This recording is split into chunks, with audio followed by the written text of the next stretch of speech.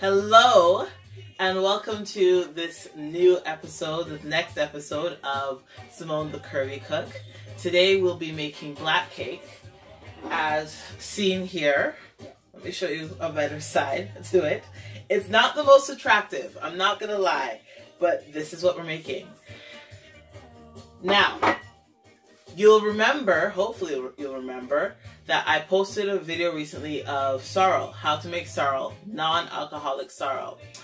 I said in that video, and I'll say it again, that sorrel and black cake are two things which are fixtures of Christmas in Jamaica.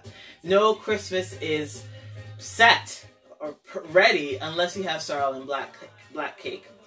With black cake, the cake itself gets its color from the browning, and I'm going to show you how to do all of that.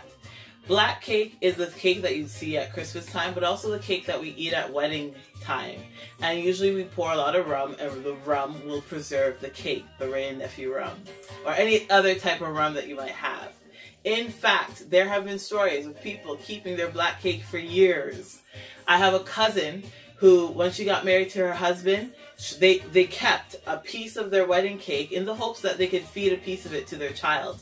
Little did they know that they'd have a child 10 years later, but they kept that piece of cake and they froze it so that 10 years later, when they did have their child, that baby was able to have a small piece of that rum cake. So that goes to show you the power of rum and the strength of rum and what it can do for you, but also how long these cakes can keep. Now, you may be somebody like myself who doesn't drink. Many people will sometimes, renege on that whole drinking thing just so they can have a little piece of the rum cake. But some of us are really, maybe fastidious about not consuming alcohol. No worries, because the recipe I'm going to show you for the rum cake has no alcohol in it. So you won't have to blame it on the alcohol. And it's safe for kids to have and partake in as well. Also, some of you may not be eating gluten like myself, and so I have in this recipe a gluten-free version of black cake. So basically, what I'm saying is this version of black cake will be good for really anybody of any dietary needs. It's also vegan, I should mention. It's vegan. So, without any further ado, let's get started with while we have the wonderful stirrings and playings of Jacob Miller in the background. We're going to get started. We're going to make this black cake so that you'll have it ready for Christmas. So,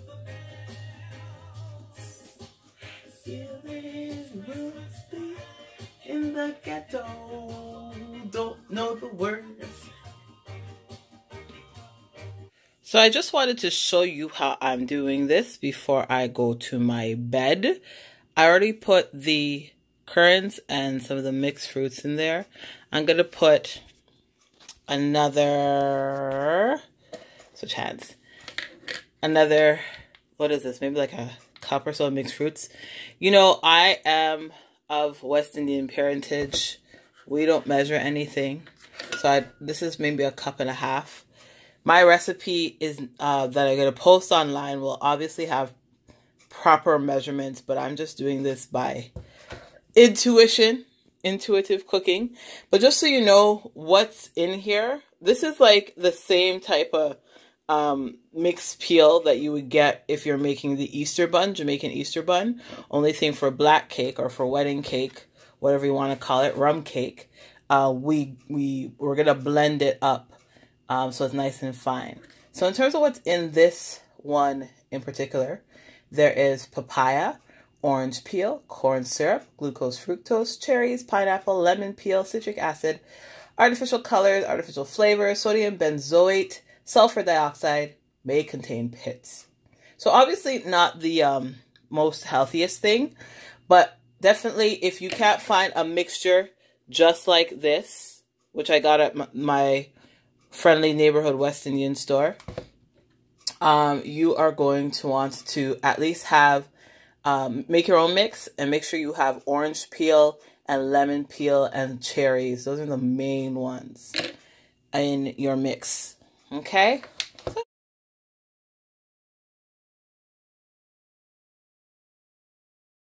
Okay, so I'm just gonna put that in there.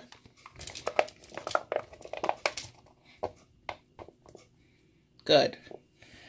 So I have all my mixed peel in here. Now, if you want to make it non-alcoholic, typically what people who make it non-alcoholic, as in like all my Adventist people, or the people who don't drink alcohol, stay away from alcohol, how we do it, how we soak the peel is you would soak it in some grape juice and a sparkling, like I like to soak it in like a sparkling wine. You could just even just do it in grape juice, or it's not sparkling wine. It's a sparkling grape drink. What does it say? Non-alcoholic. It's a sparkling grape scenting. Sparkling, carbonated grape thing. So you can use that. This is a red grape. So you could use one or both, but it's your choosing. Now, how it traditionally is made, though, is to soak it in rum. So this is the rum that you would use, Wray and Nephew. Some people use a dark rum, like an Appleton's or a spice rum. But many Jamaicans use the Jamaican white rum, Wray and Nephew, and the Wray and Nephew red wine. So a mixture of rum and red wine. So I don't have red wine. I'm not a drinker. I just literally bought the rum just for this recipe. So what I'm going to do is, especially since I don't drink and I don't really like rum too much, I'm going to use the Welch's grape juice, and then I'm going to put a little tip of rum in here. The rum also acts as a preservative for the cake, because you'll know that there are some West Indian people who will make black cake and will keep it in their fridge, or rather in their freezer, for years. And what helps keep that cake is the rum, the amount of rum that's in here, and the alcohol, because this has a really high alcoholic percentage, 63%. Okay, so I'm going to put in some of my grape juice. I'm going to try to do this with one hand because I'm a boss. How much do you pour in? I don't know. But follow my recipe, right? Because remember, I have more mixed fruits here than what I have called for in my recipe. So just enough to cover, really. And how much rum? I don't even know. Some. There we go. I think that was about a cup of rum. It's probably, well, that's strong. It smells like Christmas. That's probably just enough. So I'm going to let that sit overnight, and it's safe for me to do so, to let it sit overnight, because there's rum in here. So it's not like this is going to ferment or go bad if I leave it out. So I'm just going to let it soak just like that overnight. And then tomorrow afternoon, when I come back from my Zumba class, I will grind it up. Okay? Or rather blend it. I forgot to mention something. So here I have my mixed peel. It's been soaking for a while. And you can see how everything, all the peels and everything are like nice and juicy now. Now the key with black cake is that rum flavor. So you might be asking, how do you get that rum flavor? Well, one way to get that rum flavor, obviously, is to use some rum. So I have here the gold standard Wray and Nephew white overproof rum that Jamaicans use when we make black cake. But if you are like me and you do not drink alcohol, you might want to figure out other ways to get that rum flavor without the alcohol. And here is the other way. So I have here, I'll just rest it here, 2 different types of rum extract. So we have here one from Clubhouse, which is an imitation rum extract, and one from Click, which is a rum extract as well. So what you could do, instead of pouring rum into your fruits to soak, you could use a little bit of the rum extracts instead. Okay? The thing with, if you use rum, like there's pros and cons, right? If you use the real thing, if you use rum, Well, rum acts as a preservative, right? So I'm able to leave this on my counter overnight, not have to worry about things going bad because I have rum in there, so I know it's not going to go bad. But on the other hand, too, one thing you should know is that even though I do not consume rum, don't drink alcohol. I actually never have drank alcohol. With rum, even though I may use it in the actual recipe itself, most of the alcohol will burn off in the recipe. So when I actually eat the cake, if I use the rum, when I actually eat the cake, I'm going to be able to taste the rum, but most of it will be burnt out. Like, there won't be much alcohol left in the black cake. Okay? So it's actually, you know, depending on how much rum you actually put in, it could actually even be safe for kids because there's not going to be much alcohol left over. The alcohol is going to evaporate and burn out when you bake it. The thing is with the extract, it's going to have the actual, like authentic rum flavor, but you're not going to have that preservative benefit of using the rum. Okay?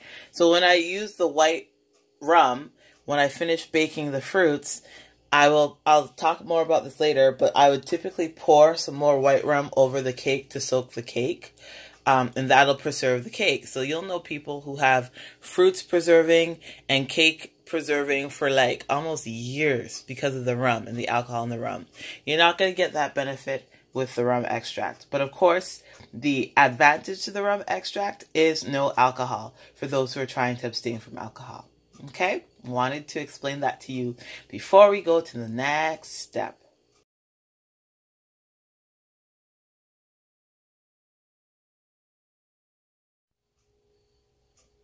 So, this is my batter for my black cake. And I'm gonna pour it in a pan and mark it with a B. Put it in the oven for only me. Yay! So before I actually put it in the pan though, I wanted to talk about the blackness of black cake. Why is it called black cake? It is called black cake because it is supposed to be black. It is supposed to be quite dark.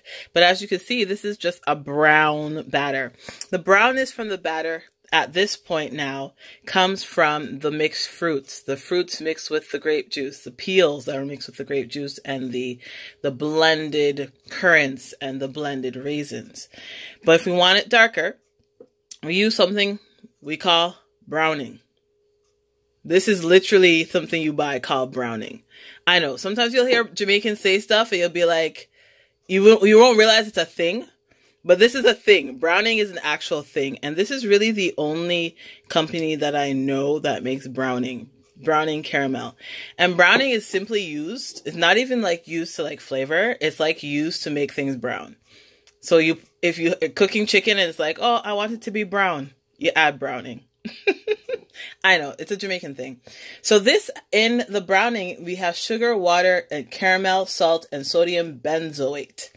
Now, I understand that browning may not be accessible everywhere. So that's why instead of browning, I would say that an appropriate substitute might be blackstrap molasses, because you'd have more or less the same ingredients. You'd have the sugar and you'd have the burnt off sugar. So you'd have that burnt sugar and color and flavoring from the blackstrap molasses. So anyways, wish me luck. I'm going to put this in a pan. You might want to know about the egg replacement that I use. Hold up. Wasn't ready for this. Let me, with one hand, go into my cupboard and reach for it. Egg. Don't watch my counter, eh? Egg replacement. It's this. This is the one I typically use for like my baking. Energy egg replacement if I'm baking vegan. And I use this one because it doesn't have dairy. It doesn't have soy. Other egg replacements I find from other brands, which shall remain nameless, often have weird stuff in it like soy protein isolate and gluten. And I don't do gluten. This one doesn't have any gluten or soy, simply potato starch, tapioca flour, and a whole bunch of random other stuff. Okay? If you're not going to use an egg replacer, you could use a flax egg or a chia egg, but you want to be really careful about the times and the types of egg replacements you use, right? If you use chia and flax in something like a cake, depending on the cake, it might ruin the integrity of the cake. You're going to see little specks of seeds in your cake. And if you don't mind that, go ahead. But if you do, if you want something that's a little more inconspicuous, I would say go with an egg replacer. So this I got at the natural food store. So yeah. So okay, let me go put this in a pan and we'll see how this works out.